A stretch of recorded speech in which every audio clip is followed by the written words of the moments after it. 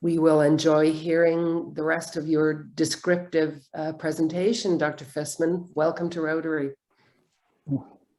So much, and thanks for having me. I appreciate that I'm not everybody's cup of tea at the moment, and appreciate you having me join your meeting.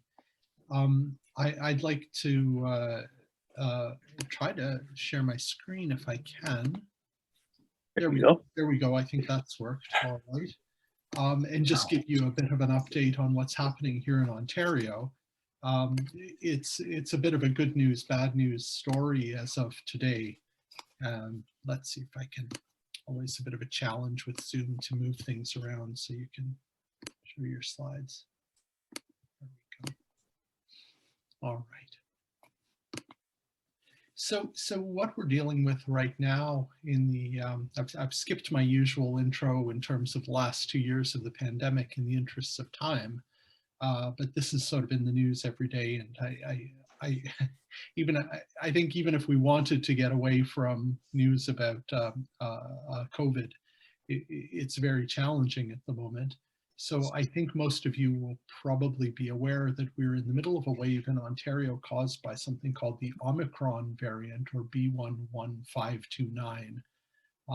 Which is a new strain of SARS coronavirus 2. This article on the left-hand side of my screen just came out in Nature a couple of days ago from a group in South Africa who described this variant, and who we probably owe something of a debt, because they warned the world that this was coming, and the world paid them back by imposing travel restrictions on South Africa. So. No good deed goes unpunished.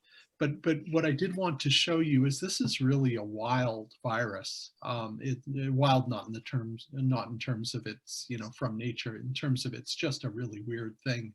They've got this lovely figure in their paper, which is this rainbow-colored graph, and you are probably all as much virologists as I am, which is to say not really virologists. But what they've done here is they've listed all of the different variants of concern that have popped up over the last couple of years. And at the bottom of this graph, they have which mutations do those variants have in their spike protein. The spike protein is, the coronavirus is called a coronavirus because it looks like a king's crown under an electron microscope. And so the points on the crown are these spike proteins. And what you can see is that all of these other variants, including alpha, beta, delta, gamma, what have you, lambda, have a couple of mutations. And then this Omicron thing is this red bar at the top, which is just mutated all over the place. And really looks like, I don't want to get into kind of sweaty palmed conspiracy theories about where did this thing come from, but suffice it to say that this is pretty weird. And seems to have come out of nowhere, because it's related to old strains of the virus from about 1.5 years ago. So how something this infectious flew under the radar for 2 years and then exploded on the scene and caused a wave of COVID like we've never seen is beyond me, and I think others can try to figure out that one. The take home for us is that it's about 3 times as infective as the Delta variant under similar epidemic conditions. And this is from Denmark from a couple of days ago. But that increase in infectiousness isn't just that the virus is better at infecting. It's probably not that much better than Delta at infecting people. What this virus has got going on is, because of all of these mutations, the vaccines don't work as well as they did with all these other strains. So you have this increase in infectiousness, partly because of the virus itself, but also partly because vaccines have made all these other viruses much less infectious. We're protected against infection. So the ability to escape from vaccines has been the toe in the door for this virus. And this on the left-hand side of this slide is work by a colleague named Hiroshi Nishiura, who's in Japan at University of Tokyo. looking at what happened to Delta in Japan and what he projected was going to happen to Omicron in Japan. And I don't know what's happened to Delta and, oh, sorry, no, this isn't Delta and Omicron in Japan. This is Delta and Omicron in Denmark. He's in Japan, he was using Danish data. But what you can see over here on the right-hand side by my colleague Ashley Chute is that that's sort of exactly what's happened in Ontario. So we think the first case of Omicron was here November 24th, was the date of identification of the first case in Ontario. And what it's done is it's really, it's extinguished the Delta variant, which I guess is kind of good. And it's now taken over so that it's all we have now is we just have Omicron in Ontario now. And it's done that very, very quickly. You can see it did that by about Christmas time. So it took a month to wipe out all the competitors. That has thrown our public health system and now our health system into total disarray. When we try to understand epidemics, and this is the good news part of my talk, when we try to understand epidemics, we count cases, but the difficulty in Ontario right now is our testing system got overwhelmed. So testing became restricted. So we don't have a stable baseline as we try to count what's going on. And what you can see is as of about a week and a half ago, that's this top panel here, cases per 100,000 by age group. The brighter colors, the hotter colors are younger people, and the cooler colors are older people. So the dark blue is people 80 and over, the bright red is kids under 10, and then the rest is sort of everyone in between. You can see about a week, 10 days ago, it looked as though cases were peaking and then on their way back down. That didn't represent what was happening with the actual epidemic, but rather represented the fact that the province changed how it tests people. And you can see that in the middle panel here, where the dark blue curve is testing in people 80 and over. That mostly represents outbreaks in long-term care homes. Tests per 100,000 people has gone up, but in all the other age groups, the testing has gone down. And in the case of little kids with school closing and little kids home, it's gone way down. So the case counts don't really mean anything anymore, because if you don't test, you don't find. Now, the good news is at the bottom of this figure, where we see that the percent of tests positive has actually, as of about 2 days ago, peaked and seems to be dropping in a bunch of different age groups. In young adults, it looks like it's peaking. In kids, that's the red line here. It looks like it's peaking in some older age groups, though it's still going up in people 80 and over. So that's probably some good news for us, is in terms of this wave of infection, it's peaked. The government tells us we'll be opening schools on Monday, so and I think that will happen. So we may see this get juiced a little bit next week by kids being back at school, but it does seem to have peaked without without really a lot of closure of businesses and services. Considering the magnitude of the threat, we haven't actually closed that much. This is starting to impact our health system now. One of the challenges with COVID is that there are lags built in. It takes people a while to get sick, and it takes people a while to die.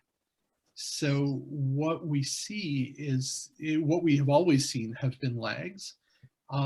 This graph on the left-hand side is something we kind of follow, which is a moving average of the age of cases.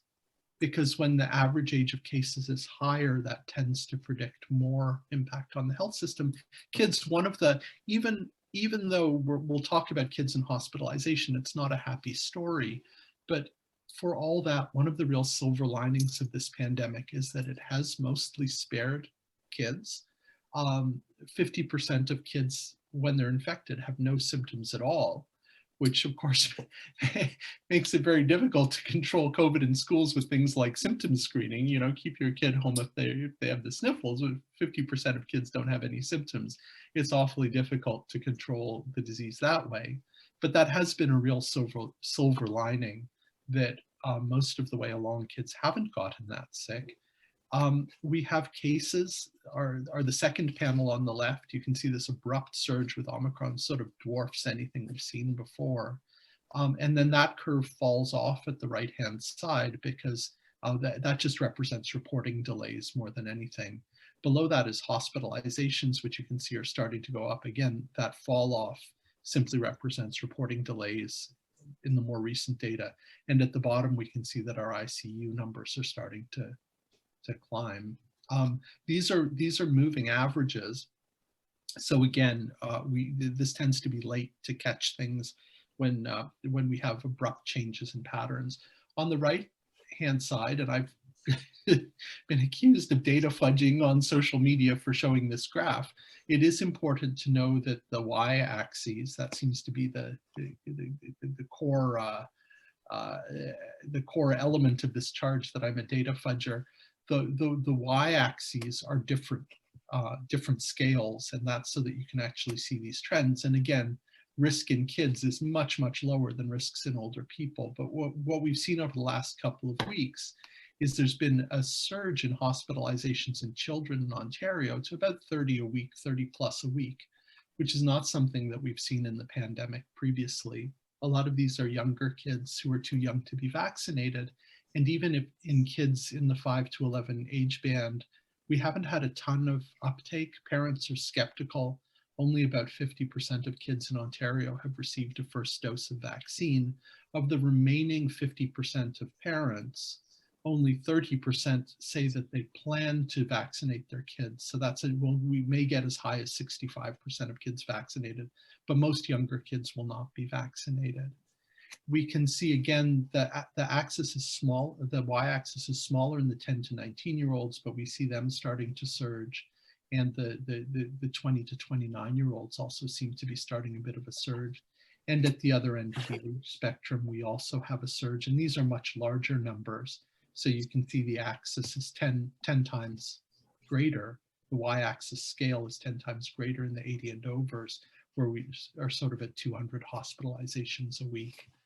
So that's the bad news, and we'll probably see this through to late January and early February because of these lags built in. Even if we're cresting now and on our way back down, this will continue to hit the healthcare system for a few weeks yet.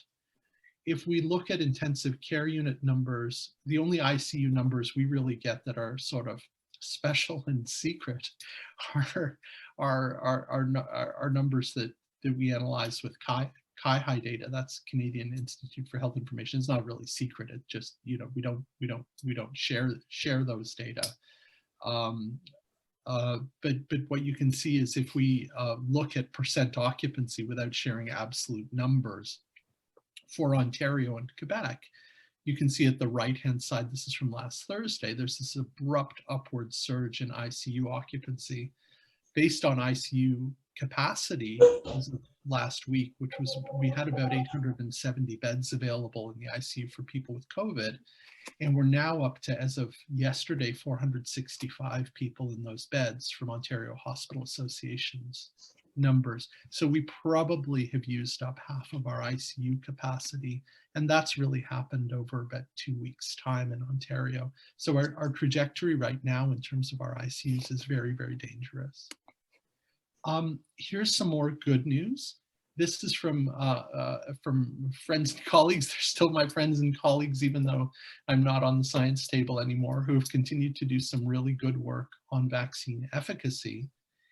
And what you can see here is before Omicron, vaccines were about 100% effective in Ontario at keeping people out of the hospital and out of the ICU. And they were very, very good at keeping people from getting infected at all. This purple curve shows what happened with Omicron and infection and how vaccines really lost most of their ability to keep people from getting infected. What we see is that's now rebounding, and that's because third doses are getting out to people. And third doses, if we get third doses into enough people, that should bounce all the way back up to about 70%. The other real good news story on this graph is that even though enough time has now passed for us to see hospitalizations, we're seeing ongoing protection of vaccinated people against hospitalization and against going to the ICU. So even though vaccines aren't preventing infections as well anymore, or have been preventing infections minimally in people with 2 doses, they're still doing a lot of good in terms of keeping people out of hospitals and out of ICUs. And we can see that now what you're going to see is you're going to see in a lot of media sources, they're going to say, well, there are a lot of vaccinated people in hospital. That's going to be true because something like 82% of Ontarians are now vaccinated. So if you have the vast majority of people vaccinated, in terms of absolute numbers, you are going to see a lot of vaccinated people in hospital. But what COVID science, the Ontario Science Table is doing here is they're using as denominators the rate of COVID cases among vaccinated versus unvaccinated people, where they're considering vaccinated people to have at least 2 doses. And again, you can see this sort of stepwise decrease in your risk of going to hospital if you've had at least 2 doses. So the vaccines are doing great stuff. I think the difficulty in Ontario is people don't understand that if you're 80% of a population of 14 million is vaccinated, that means you've got 3 million people unvaccinated, and that can fill up 1,000 ICU beds pretty fast. Something that there's a lot of talk about the term long COVID, and it's still poorly defined what long COVID is. We're starting to see that because of the very high attack rates of COVID, it's a new disease. A lot of people have had it over a short period of time. It's starting to cause other long-term impacts. This is from a few days ago from the US CDC. They used a big medical billing database, or 2 big medical billing databases, to look at new diabetes in kids after a COVID diagnosis.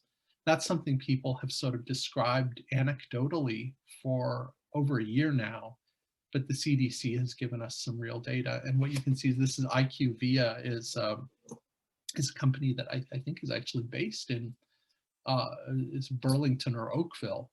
And IQVIA, the IQVIA database shows that there's about a 2- or 3-fold increase in risk of diabetes in kids under 18 who have COVID. So that's something we're going to be dealing with and paying for many years to come. Down at the bottom here, there's another database called Health Verity, and there they weren't able to find a significant effect in kids under 12, but they did see it again in kids aged 12 to 17. So this is probably a real thing, and there's probably going to be more of this as we move forward. It's a new virus, and we've had it around for 2 years, so we can't really talk about what the long-term impacts are on kids when we've only had something around for 2 years. So it's sort of a mixed good news, bad news story, and I'll leave it at that and stop for any questions you may have, and happy to have a discussion. I have a question. Sure. I think one of the things that are omitted in reporting are the people who are actually dying of the disease. There's a lot of reporting on regarding age, people who are older, but not enough information about comorbidities. Did they have underlying conditions that have hastened their demise? Yep. No, and what we see there is, and that gets into some dangerous ethical territory, obviously. As a parent of a child with significant disability, I get my back up a little bit when people start to say, oh, the kid died, but they had underlying medical conditions, because, my son does, and I don't want him to die. Of course. But what you see is, you see that with influenza as well, and you see that with viral illness generally. We see that with a disease called respiratory syncytial virus every winter. So that's not new. We did a prediction rule about 1.5 years ago. We published that stood up okay on risk factors for mortality. And the big one is you get about a order of magnitude increase in risk of death pre-vaccination for every 10 years you age. So that, again, has been a huge silver lining here, where the risk of death in children has been very, very, very low. And it didn't have to be that way, but that's been one of the silver linings. what you see is when people have medical comorbidities, underlying conditions, for most of those, they have the same effect on death risk per condition as if they were 10 years older. So if I'm a 50-year-old with diabetes, my risk of death bumps up to being about the same as someone who's 60. The one exception to that is it's a little bit higher when people have immune compromise. So when people have difficulties with their immune system, and that's a lot of people because of, there's been a lot of good progress over the last 20 years for diseases like inflammatory bowel disease, different kinds of autoimmune arthritis, where those diseases get managed with drugs that suppress people's immune systems. And those folks are at much increased risk of dying if they get COVID. The other work in progress that we have right now, which I feel like is such a important public health message. I'm having a meeting with a student after this to try, we want to get this paper done and get it out there, is pregnant women have a huge increase in risk of going to the ICU, even if they're otherwise healthy. And what we see in our analysis is we actually set out to look at, does being vaccinated keep women out of the ICU if they're pregnant? We know there's this huge increase in risk. It's about a 5-fold risk relative to non-pregnant women who have the same age and health status. Pregnancy all by itself seems to increase their risk 5-fold. And what's kind of a great news story, and it's the first line of the discussion in this paper, is the analysis we couldn't do. We couldn't look at vaccines and ICU risk because we have no women who are fully vaccinated and pregnant who've gone to the ICU. So I think that's such an important message because, when women are pregnant, there's this very understandable desire not to put foreign stuff in your body. And I think there's been a lot of disinformation around vaccines that has sort of focused on reproductive health. So women who are pregnant, oftentimes you'll get this, that I'm going to get vaccinated after I'm not pregnant anymore because I'm worried about putting it in my body while I'm pregnant. And that's exactly the wrong way to go right now. They clearly are hugely protective of moms and babies. So that's another, but you're absolutely right. We're not all equally likely to get harmed by this virus. Yeah. I have a couple questions. For sure. So one is maybe the shorter one first. What's the path and how optimistic are you that we'll get a vaccine approval for kids under 5? So kids under 5 has actually been a huge belly flop. It didn't get a lot of press, but the Pfizer trials were a complete failure. And I think the reason for that is young kids, we sort of have this sort of funny thing where young kids and older people both have weaker immune systems than you have after you become an older kid or a teen. Our immune function seems to peak when we're about 16 years old, and it's a long, slow slide after that. And I hate to tell you, we published a paper years ago on hepatitis B vaccine, where we were looking at hepatitis B vaccine responses in old people versus young people. And our cutoff for old versus young was 30. If you're over 30, you're immunologically old enough already for us to see an effect. So immune function changes throughout the lifespan. I know that the vaccine companies had worries because of the myocarditis information, and there is an increased risk of heart inflammation or myocarditis with these vaccines, and they really, really didn't want that to happen in infants and toddlers. So what they did is they used a reduced dose vaccine in these very young kids, and they reduced the dose enough that it has no effect at all. So it's sort of back to the drawing board, and I don't think we're going to be seeing vaccines for those age groups anytime soon, unfortunately. So because they're going to have to redo trials with different doses, so that's a setback. For influenza, for example, the infant vaccines for flu are actually what are called adjuvanted vaccines. They rev the vaccine up with a chemical that makes it more effective because of this issue that very small kids have weaker immune systems that sort of get stronger as they get older. So yeah, that's been an unfortunate fail. And I haven't seen anything on Moderna vaccine and kids. It may be out there and I just don't know about it. Well, that's unfortunate, but very interesting. And my other question is, what's the path, both in terms of what needs to be done and timeline, before we start looking at this like just the new flu? Oh yeah, no, I think that's coming. And I mean, I think that's, thank you, because I think that's also sort of, as weary as we all are, I think that, and as weird as Omicron is, I think that's also part of the good news aspect of this story, is I really think we're in the final act of this thing. Pandemics, as I tell my students, new infectious diseases, it's like growing a garden. You need a seed and you need good soil, right? If you try to plant a seed in the desert, nothing is going to happen. Well, the fertile soil for new infectious diseases is population susceptibility often. So the reason we have pandemics is it's a brand new disease. Nobody has any immunity to it. And what we've lived for the last 2 years is a disease spreading like wildfire because nobody initially was immune to it. And that's what allows these things to spread so widely. So now we have two different sources of immunity. One is we have vaccines, and over half the world's population has now received at least one dose of some vaccine. And we also have people having had natural infection, which is important.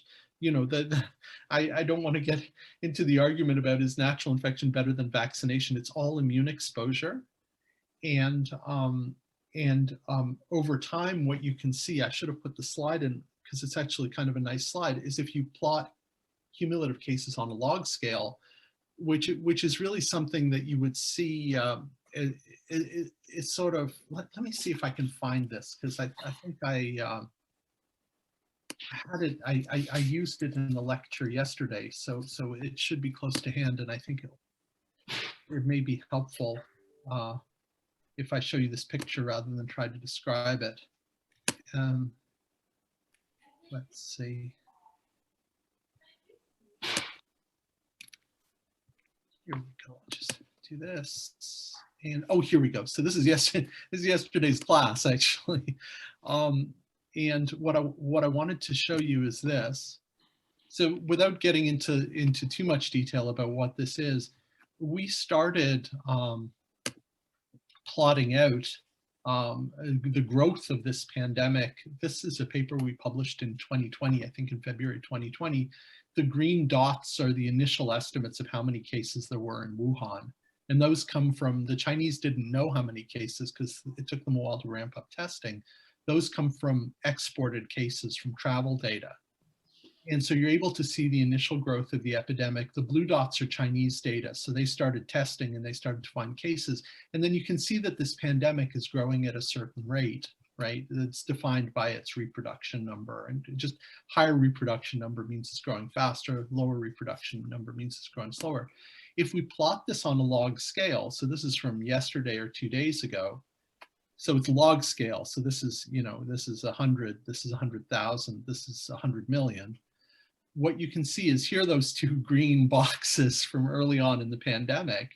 And then because it's such large numbers, you can't put this all on a graph meaningfully, but you can see the history of the pandemic. So, you know, this was the initial Chinese epidemic. This little jog here on top of the red line is where they changed their case definition in China and suddenly had a lot more cases.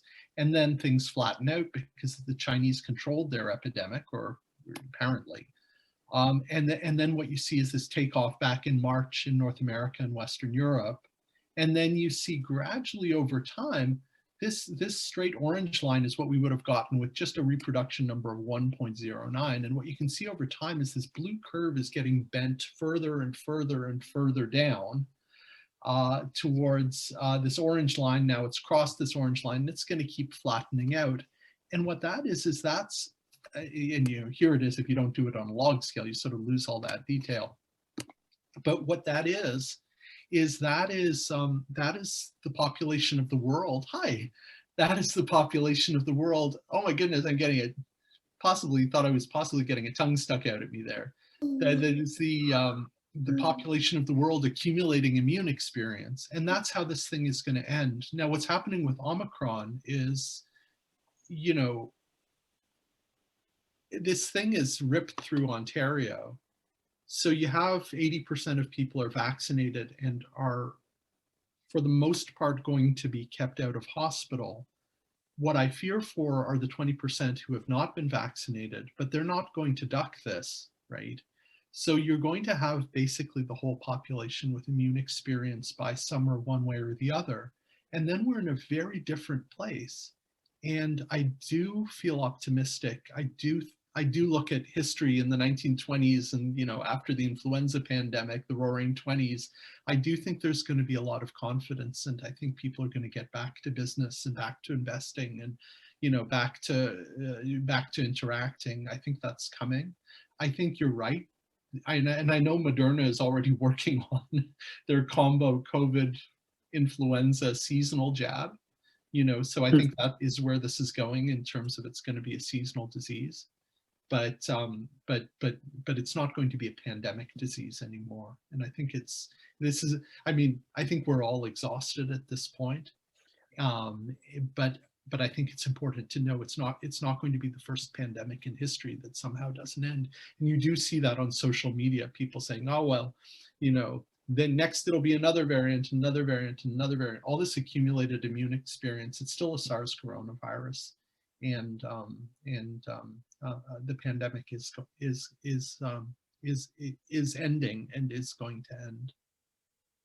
Yeah. Sorry, I don't seem to be able to do concise answers to questions. I apologize. That's okay. Question. Benjamin, were you done? Ben, you were done? Okay. Yeah. Sorry, okay, I have a couple questions. Sure. In your intro, you've resigned regarding the accuracy and effectiveness of the advisory table's communication. So what are you telling us today that is different than what the science advisory table is telling us, is my first question. And my second question is, maybe I misunderstood what you said, but you mentioned that the province is changing the way they were testing. Yes. So I was just wondering if you could fill us in on that.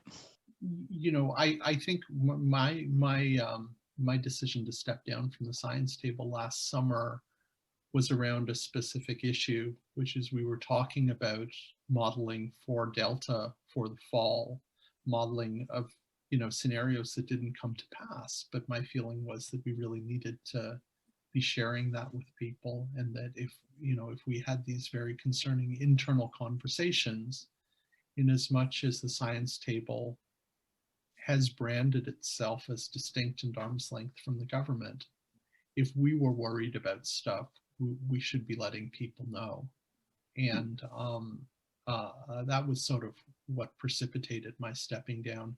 I had kind of become a bit of a pain in the behind for the science table for 6 months prior to that, because I had been of different mind with colleagues on issues like aerosol transmission and on issues like the importance of schools in driving the pandemic.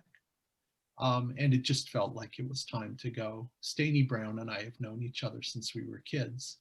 I continue to admire him. We continue to work together at the School of Public Health. He's my dean. He's a really nice guy, and he's got as much integrity as anybody I know. But he also has been assistant deputy minister in Ontario, and I think is, you know, part of his role at the science table is to try to help science work with politicians. And I think I just reached a point where I didn't feel comfortable anymore, so I had to go. You know, I look at things today like this craziness around they're in hospital with COVID, but not because of COVID. And that just seems to me like funny accounting yet again. The science table said its piece on December 16th. They said we need a circuit breaker to prevent a disaster. And then they went quiet because, you know, I think they acknowledge that it's not their role to govern. They're not elected, but to try to advise. And so, I think they had a press conference December 16th. They said a big wave's coming. Here's what we suggest. Government has to make the decision. They decided to do what they've done. I'm glad they closed schools for 2 weeks to get people, boosted. We've had something like 2 million people in Ontario get a third dose, which is absolutely not nothing. And we've had about 100,000 kids get a second dose, which is not nothing. I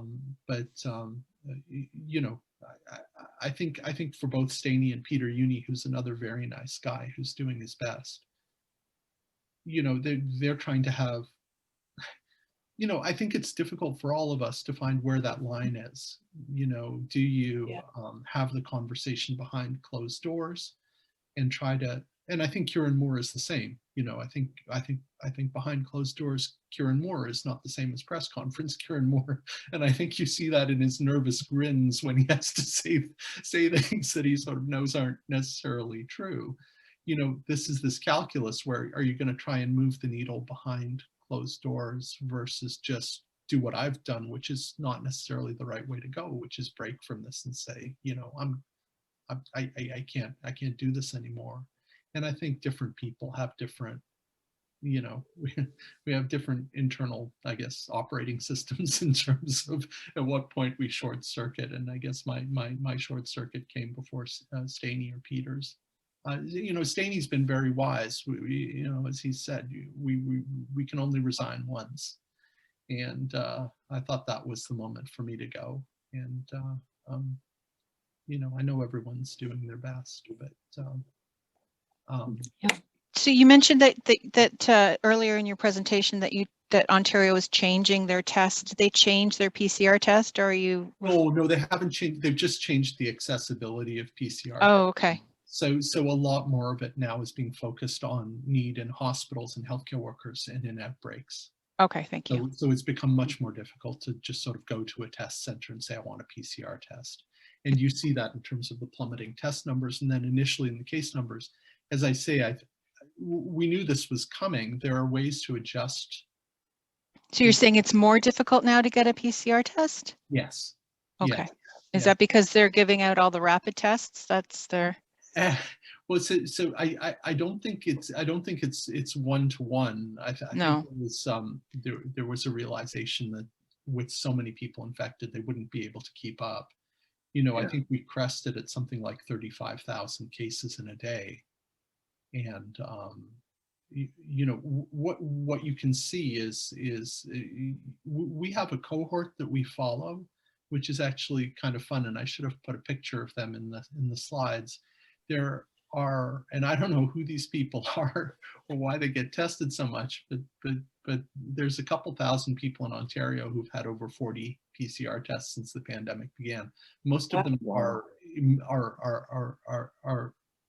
young or middle-aged adults. So I assume these are people working in congregate care and so forth. So they've become kind of our sentinel surveillance system, where we can look at them and see, well, what's really going on? We have testing now that's so skewed, so focused on long-term care and so focused on people who are already hospitalized with respiratory illness. So you do a test to know if they have COVID. They're probably going to have COVID.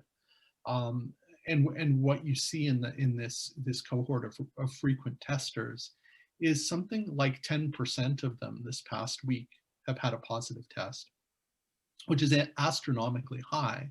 That's probably a pretty good representation of prevalence in the population.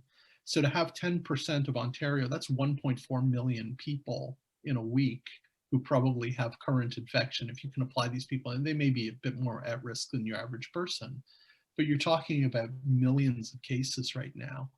And there's no way that our test system could have kept up with that, to be fair. So what we flipped over to is percent positivity. And what you can see is that didn't flatten out when case numbers flattened out. It took about another 10 days, but that seems to have flattened out now, particularly in younger age groups. So I'm hopeful that that's a peak and we're now into the decline. As I say, the concern I have for healthcare colleagues is that the effects of those infections, today's infections, don't get seen for another 2 weeks. So if we're at peak and on our way down today, two things. One is we're not going to see that illness in terms of hospitalizations for another 2 weeks.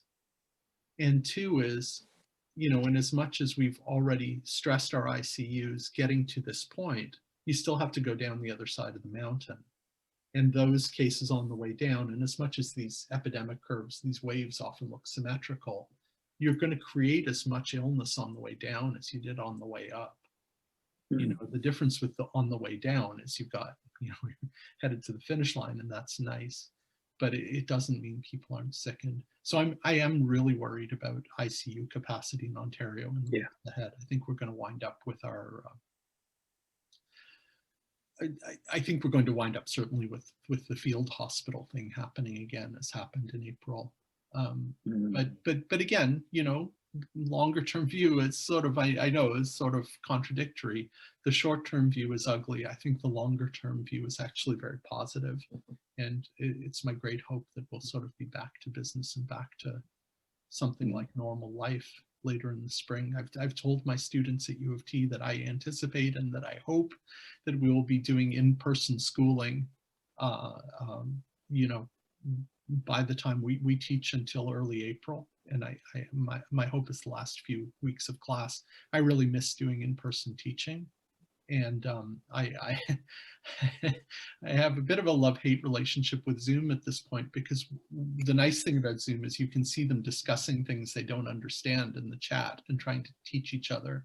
And when you're teaching in a classroom, all you see is they're leaning over and whispering things. Whereas on Zoom, you can see what's actually confusing them, which is nice. But yeah, there are all these names that I can't really put to faces. I've been teaching for 2 years. It's a really uncomfortable feeling, and I'm looking forward to it. I have a question. Do you think there will be data on any adverse side effects on children born to vaccinated as opposed to parents who are born to unvaccinated parents? Because I know that there are some younger adults who are worried about fertility or anything like that going forward long term. Yeah, there's been a lot of misinformation about, for example, vaccine accumulating in the ovaries and that impacting people's fertility. Mostly what I've seen in terms of reproductive stuff, a lot of this information is going to come out over the next few years, because it's not necessarily stuff we do surveillance on. And so people will actually have to do the research to figure it out. What I can tell you is that the US CDC has been able to show that getting COVID in pregnancy increases the risk of stillbirth. So that's a thing. I can tell you that the stuff that there's a fellow who's actually a real immunologist. I'm trying to remember what his name is. Byron Brindle at University of Guelph, who for whatever reason has been pushing some really scary stuff around accumulation of vaccine in the ovaries. What that was someone got a hold of something from Japan from safety testing on the lipid vehicle that they put the vaccine in. So it's not the vaccine, it's the vaccine is dissolved in kind of fat, dissolved in lipid.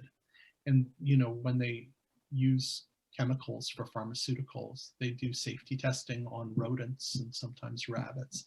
And I can't remember whether those were rodent ovaries or rabbit ovaries, but the stuff that was circulating on the internet was, oh, you know, you can find this lipid vehicle in ovaries and rabbits, but it's a much higher dose than what you get with vaccines. And that was just safety testing. They do that with safety testing. They give high doses of things to see if there's a problem. So that was real disinformation that I think was amplified to scare people away from vaccines.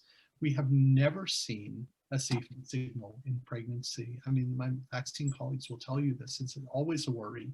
We've never seen a safety signal with any marketed vaccine in pregnancy. What we do know is that pregnant women who get flu and pregnant women who get COVID are more likely to go to the ICU. And as I say, I can tell you in Ontario that we were foiled in our efforts to analyze the effects of vaccine on ICU admission in pregnant women because there were none. So we couldn't do the analysis because nobody went to the ICU if they were fully vaccinated. So that Okay. that in itself, I have had no hesitation in recommending to friends and family that people who are pregnant get fully vaccinated. No hesitation at all at this point. We do know that the vaccines have had adverse effects. Nobody saw the myocarditis thing coming, the heart inflammation thing coming. That's real. Thankfully, it's mostly been mild, but not always. But so nobody saw the clotting with AstraZeneca beforehand. No one saw that coming. That was real. I think in both those cases, the surveillance systems did pick those up quite quickly within a matter of weeks of widespread use of these vaccines. People were harmed. I'm in touch with a fellow whose dad is still at McMaster, still in the hospital. He had a big stroke from, AstraZeneca vaccine. That's been life-changing for their family. That's makes me feel sick as someone who's a vaccine advocate, that happened to someone who got vaccinated. And that, that's why we stopped using AstraZeneca in Canada, is because that was happening. But in terms of pregnancy, there's been absolutely no safety signal at all. Thank you. Sure. Angus, you had a question? Yeah, I mean, it seems like a little bit like if you get vaccinated, you're not going to get COVID. Is kind of the way that the discussion seems to be going, right? It's like, well, your risk of pregnancy ending up in the ICU with COVID is higher than if you're vaccinated. It's like, well, those are two different things, because I could be vaccinated and still get COVID. I think, right? I think the WHO really muddied the waters by not wanting to call this SARS-2. I think that was, there was a political, when politics and science collide, sometimes things get weird. And I think there was a tremendous desire not to call this SARS so as not to frighten people, but it is SARS. The virus is SARS coronavirus 2. So they had this sort of weird lawyerly thing that they did. Apologies to any lawyers on the line. They did this sort of strange thing where they said, well, if it's the disease, it's COVID, coronavirus disease. And if it's the infection, it's SARS-2 infection. That gets pretty weird because, as I said, with kids, 50% of them don't have any symptoms at all. So that's not COVID, according to the WHO definition. I think you're exactly right. And I think this is why it's so important for people to know that, there's been this narrative that now the vaccines don't work and there's no point. Quite the opposite. Vaccines have become quite poor at preventing infection, especially 2 doses of RNA. But they're still clearly keeping people from getting sick enough to be hospitalized. This, I think, has fed the it's mild narrative with Omicron, which I think has been unfortunate and sort of sleepwalked us into a bad situation with our healthcare system. But I think there's truth to that. There's often a core of truth. And the core of truth to that is people who are vaccinated are nowhere near the kind of risk of winding up sick in a hospital as people who are unvaccinated. And as I say, one of the difficulties I think right now is I've done both medicine and public health in my career. In medicine, you're focused on the individual. My job when I'm an infectious disease doctor on the ward is someone is there, they have a problem. I have to try to figure out how to make that person better, make that problem better. When you're thinking about populations, the calculus can be a bit different. And I think some folks who are in the public eye have difficulty making that shift and squaring those two, where I have to say to you, look, if you are vaccinated, the risk of you winding up severely sick from Omicron is very, very low. That said, we see a wave that's infecting millions of people. We know we have a healthcare system that's already on the ropes. We know we have 3 million unvaccinated people, mostly by choice in Ontario. This can be a very big problem for us as a society, even if this is not a big problem for a vaccinated individual who gets Omicron. So I think, we have to be able to see this with both lenses. And I don't think we've done a great job of that. It's hard messaging. I mean, I know I have a 9-year-old and a 7-year-old. They're both boys, right? So, I mean, I'm paying a lot of attention to the myocarditis risk. And I mean, Like it's, I don't know, it's a very, very, like I'm finding it a very, very hard decision.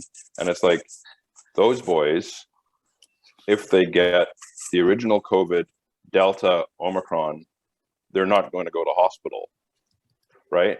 I mean, they're healthy, athletic, who knows, maybe something happens, right? It's like, if they get the vaccine, they're probably going to be fine from the vaccine, but it's just like, Yeah. that's something as a parent, if they get myocarditis and they can't do sports for the rest of their life, that is a hell of a hard decision for me to make. Let me show you something, because this is one of my my all-time heroes. I'm going to just share screen. And sorry, I'm going to show you some scary pictures to get to it, because this is upsie-daisy. Sorry, let's see. But these are actually not bad pictures to see, even though they're a little bit nasty. This is something that I found this this book at a used bookstore in Montreal years ago. It's called Osler's Modern Medicine, and it has these pictures of a gentleman from Baltimore getting smallpox and going through sort of the progression of illness and then getting better again. But at the end, I think you're articulating this. This was Ben Franklin in his autobiography in the 1790s. Before there was vaccination, there was something called variolation, which involved giving people, it was kind of like a proto-vaccination. You intentionally gave people smallpox in a scratch in their arm. You took smallpox virus from someone who had smallpox, you made a scrape in someone's arm, and you gave them smallpox. And what tended to happen is when you give it through the skin, you just get a local pustule, a local kind of pimple that's smallpox, but then you're fine. You don't get real sick. The problem was people sometimes did get real sick and die. And so Benjamin Franklin passed on the opportunity to give his son a smallpox inoculation. He had a son named Frankie Franklin, and Frankie then died during a smallpox epidemic. So, you know, this is writing about it 60 years later. He writes, in 1736, I lost one of my sons, a fine boy of 4 years, by the smallpox. I long regretted bitterly and still regret that I had not given it to him by inoculation. And this I mention for the sake of parents who omit the operation on the supposition that they would never forgive themselves if a child died under it. My example showing that the regret's the same either way, and therefore the safer should be chosen. And I think, you know, I think he nails it.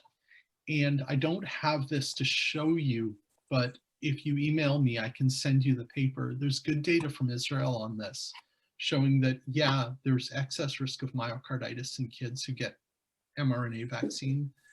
The risk in kids who get COVID is way higher. So the kids are going to get COVID anyway, is my point. Right, but they get COVID, they get myocarditis after COVID at higher rates than they would after vaccine. You see what I mean? I think maybe what Angus is saying, if it doesn't prevent infection. Oh, I see. And we don't know. Is the myocarditis from a vaccinated low symptom infection still 1,000 times higher than the vaccine alone, or is it now cumulative? Unknowable. I mean, I'd make that leap as a vaccine enthusiast, but it's a good point. You know, so now you get both. You get additive risk, and I just can't answer that question because I don't know what the data show.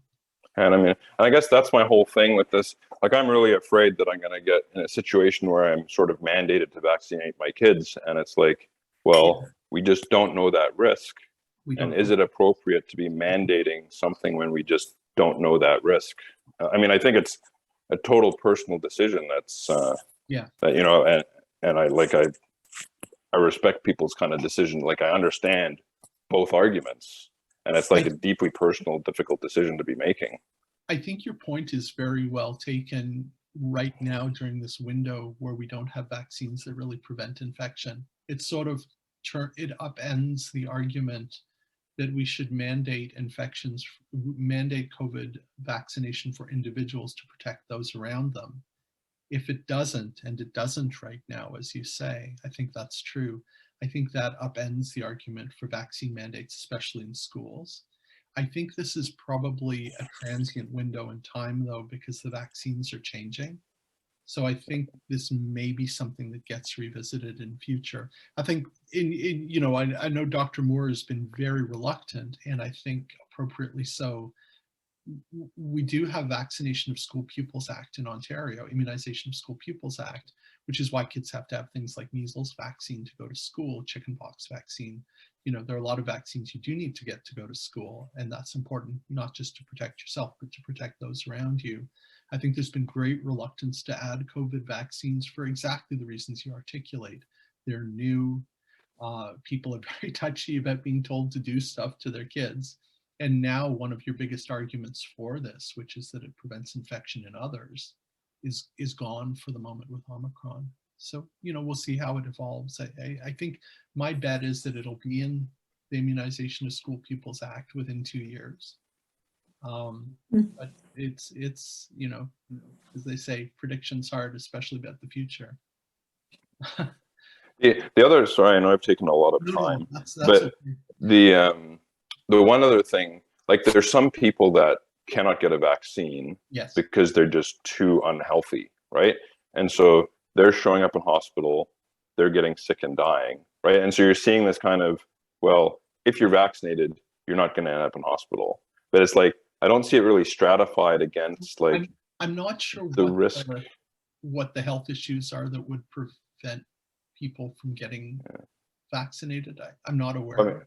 I had a client that was going through chemotherapy, and her doctor said, right now, I don't think it's wise for you to get vaccinated until, I believe she's being vaccinated now, but there was like that window where he didn't think her immune system was strong enough to accept the vaccine. Yeah, and again, that historically has been an argument for others getting vaccinated to protect that person. That falls apart, as you say, when vaccines are preventing infection. Yeah, so it's that data that I'm interested in, right? Like, is it still 80-year-old people that are unvaccinated with a lot of health risks that are going into ICU? Or is it like that healthy 20-year-old who said, hey, I don't want to get vaccinated, and now look. 80-year-old people aren't going into ICU.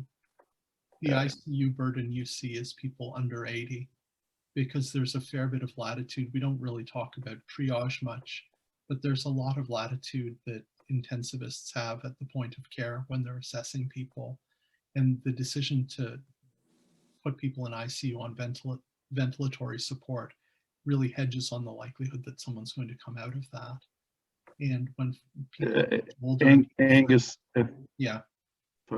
Angus, if I may, you may be conflating two situations here. People on chemotherapy are told not to get vaccinated because some of the medications that they're on, their first job is to destroy the vaccine or those kind of immune system things, which is which is what I'm going through. I had a very specific time window to get the booster shot, and for that very reason, that they said, to get the vaccine outside of that window is like putting on 3 seatbelts when you get on a bus. It's not doing anything at all. Will they be doing any studies on the people who have not been vaccinated but have had COVID and their long-term effects of COVID and their likelihood of getting myocarditis, etc.? Yes, and those have been done. So that's where we get our information from on myocarditis in people after COVID. There was a big publication, New England Journal of Medicine, a couple of months ago, I guess now, showing that the risk after COVID is several-fold higher than the risk after vaccination. In terms of long COVID, there's an evolving understanding of what that is. By definition, that's a hard thing to weigh in on early, because it's something that you're going to have to allow the passage of time and see how people you know, how people are doing it 1 year, 2 years, 3 years out, and you need to wait. We've just been putting together a meeting, the European Infectious Disease meeting that'll hopefully happen in April in Portugal. And I was reviewing some stuff from Japan. There was really a nice abstract on health-related quality of life in people who continue to have symptoms after COVID. And there does seem to be a significant, probably 5–10% of people who have COVID and then have persistent symptoms after that. And again, if we're talking about millions of infections, 5 or 10% of a big population is a big population. So we just don't know. There was a big US Veterans Administration study looking at you know, persistent symptoms at 3 months, 6 months after hospitalization with COVID. And again, it's something like 10% of people keep having symptoms. Whether are those COVID, is that from the trauma of being in an intensive care unit? Because that can really, that can be very traumatizing to people physically and psychically, just going through that kind of care. You know, this is going to get teased apart in the years ahead. We're going to be figuring this out for years. I have to apologize.